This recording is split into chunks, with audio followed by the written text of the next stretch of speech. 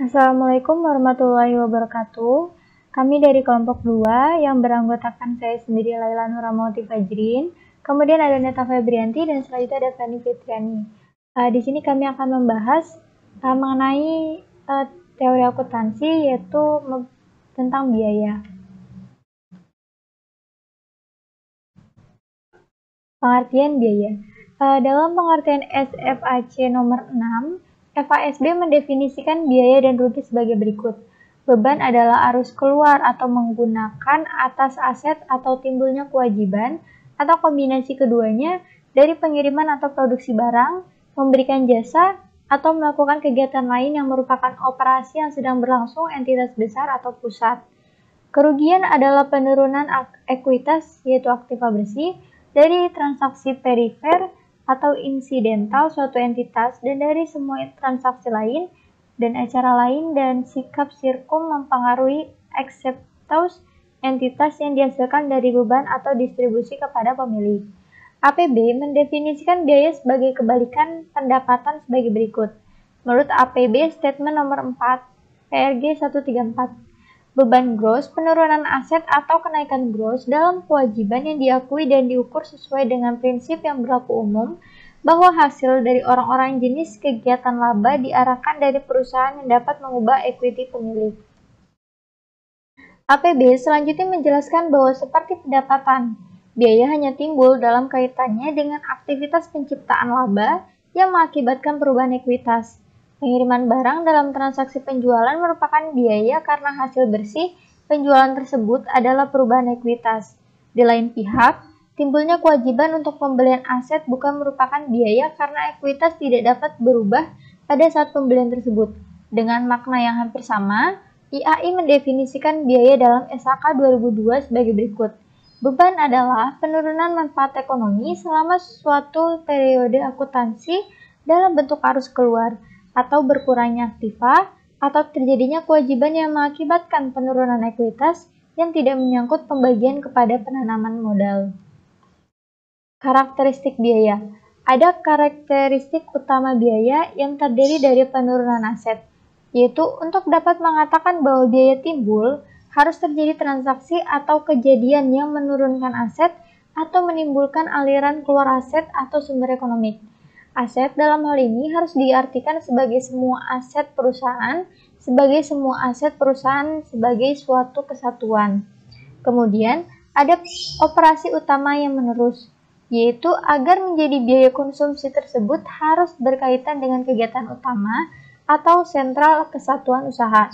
Yang dimaksud dengan kegiatan utama adalah kegiatan penciptaan pendapatan yaitu laba yang direpresentasikan dalam kegiatan memproduksi atau mengirim barang, atau menyerahkan atau melaksanakan jasa.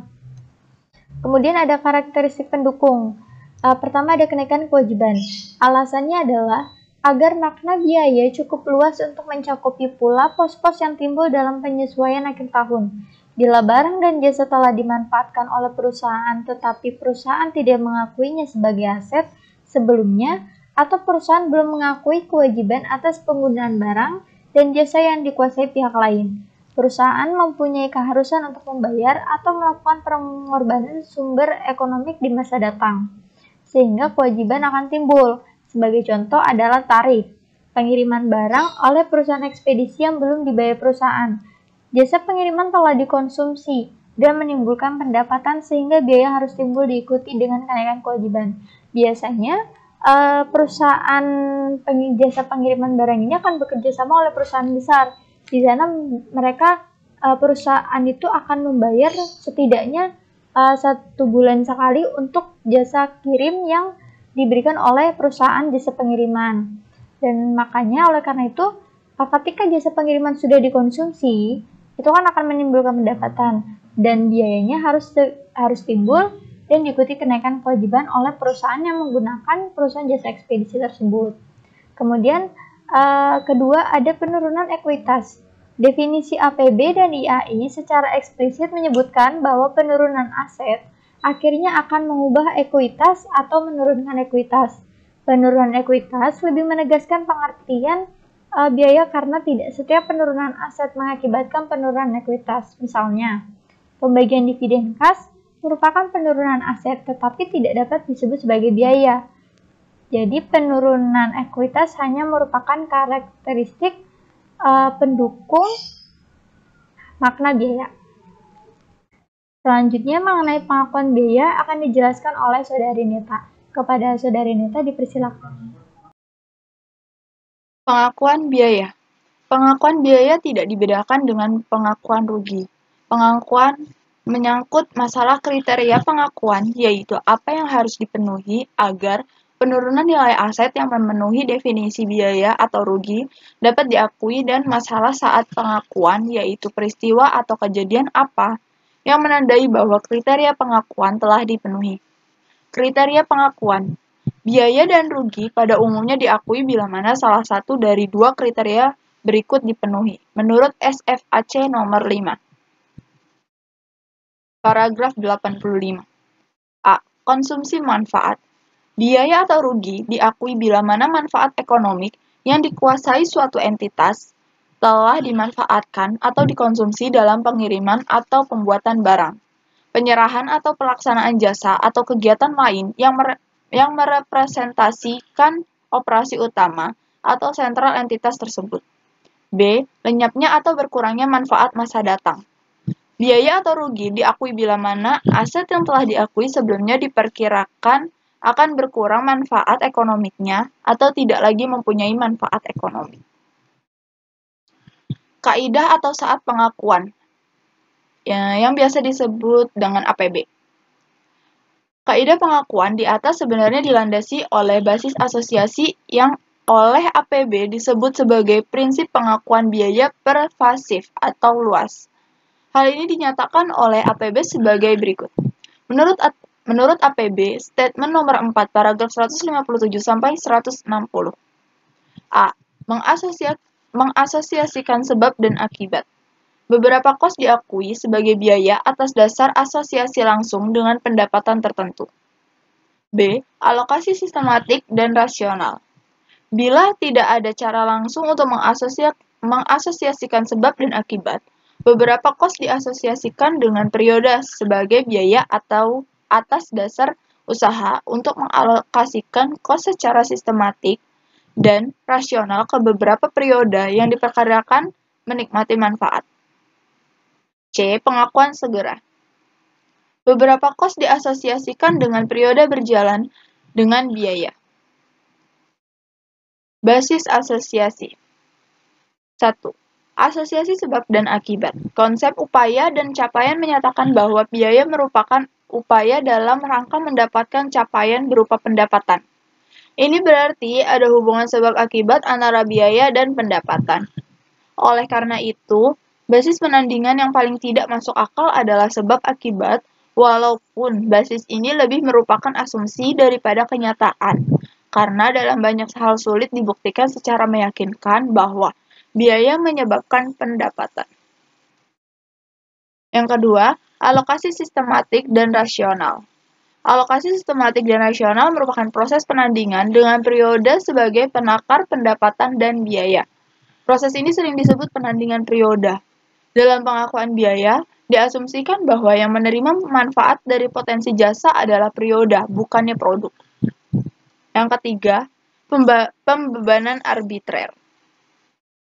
Suatu kos biasanya akan langsung dibebankan dalam periode terjadinya atau immediate recognition. Ini berarti bahwa kos ditandingkan dengan pendapatan secara arbitrer. Contoh yang paling jelas adalah pengakuan segera selisih kurs utang valuta asing akibat kenaikan nilai tukar mata uang asing, atau pengakuan segera kos riset dan pengembangan. Ya, materi selanjutnya akan dibacakan oleh Saudari Feni. Dipersilahkan. Selanjutnya adalah makna depresiasi. Dari segi akuntansi, depresiasi merupakan suatu proses alokasi kos secara sistematika dan rasional, dan jumlah rupiahnya diukur atas dasar bagian kos potensi jasa yang dianggap telah dimanfaatkan dalam menciptakan pendapatan. Depresiasi sebagai biaya tidak berbeda dengan jenis biaya operasi lainnya. Depresiasi merupakan biaya yang benar-benar terjadi dan dikeluarkan atau out of pocket cost seperti biaya lainnya. Memang benar bahwa biaya depresiasi untuk periode tertentu tidak menunjukkan pengeluaran pada periode tersebut. Akan tetapi, biaya depresiasi tersebut mengukur bagian pengeluaran masa yang lalu yang dipandang layak dibebankan terhadap kegiatan atau pendapatan periode berjalan. Jadi, dapat dikatakan bahwa kos fasilitas fisik merupakan suatu bentuk ekstrem biaya dibayar di muka. Akuntansi depresiasi merupakan sarana untuk membebankan biaya dibayar di muka tersebut ke produksi atau periode berjalan. Berikut dibahas beberapa pemaknaan atau interpretasi terhadap depresiasi. Yang pertama, depresiasi sebagai proses akumulasi dana. Yang kedua, depresiasi sebagai pemulihan investasi. Dan yang ketiga, depresiasi sebagai proses penilaian. Any question? Nah, kesimpulannya adalah biaya merupakan dua karakteristik utama, yaitu aliran atau penurunan aset, atau kenaikan kewajiban, dan berkaitan dengan operasi utama yang menerus. Rugi dibedakan dengan biaya karena timbul dari sumber yang secara tidak langsung berkaitan dengan operasi utama perusahaan. Rugi berasal dari transaksi, kegiatan atau sumber berupa kegiatan periferal, transfer non-timbal balik, penahanan aset, atau faktor lingkungan. Kriteria pengakuan biaya adalah pemanfaatan dan kelenyapan. Biaya diakui bila mana manfaat ekonomik telah dikonsumsi dalam rangka penyerahan barang atau jasa untuk mendatangkan pendapatan atau bila mana manfaat ekonomik masa datang telah lenyap. Sekian dari kelompok kami, semoga dapat bermanfaat untuk kalian semua, teman-teman semua. Terima kasih.